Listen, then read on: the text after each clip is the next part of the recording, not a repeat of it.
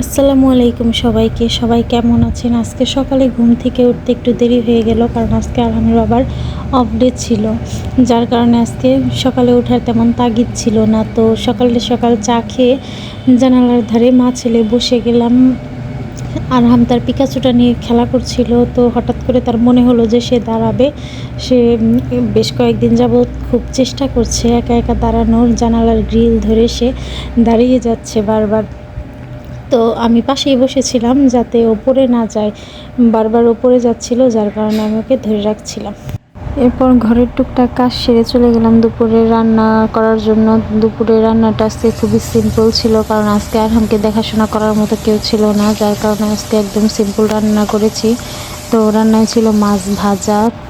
দেখলাম ফ্রিজে 3 টুকরো মাছ পড়ে আছে, তো ভাবলাম যে এটাকে ভেজে ফেলি। আরহামের বাবা মাছ ভাজা খেতে খুব পছন্দ করে, তো এর জন্য মুচমুচে করে মাছটা ভেজে নিলাম।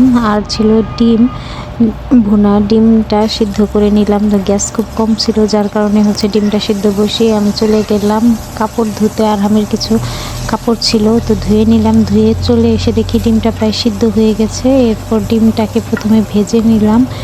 ভাজার পরে পেঁয়াজ দিয়ে মশলা দিয়ে কিছুক্ষণ কষিয়ে নিলাম। কষানো ভালো হলে তো ভুনাটা খুব মজা হবে, যার কারণে আমি খুব ভালো মতো প্রথমে ডিমটাকে কষিয়ে নিয়েছিলাম। এই যে আমার মাছ ভাজি রেডি হয়ে গেছে, তো দেখতে খুব সুন্দর লাগছে। আজকের ওয়েদারটাও খুব ভালো ছিল, সানি ওয়েদার ছিল, আবার হালকা হালকা ক্লাউডিও ছিল।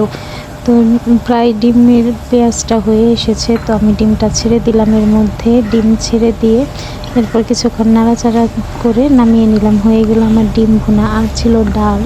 তো ডিমের সাথে ডাল না হলে একদমই ভালো লাগে না। তো দুপুরের রান্না আমার এ পর্যন্তই ছিল। আপনাদের কেমন লাগলো জানাবেন ভিডিওর কমেন্টে। তো সবাই আমাকে লাইক কমেন্ট শেয়ার করবেন। আল্লাহ হাফেজ।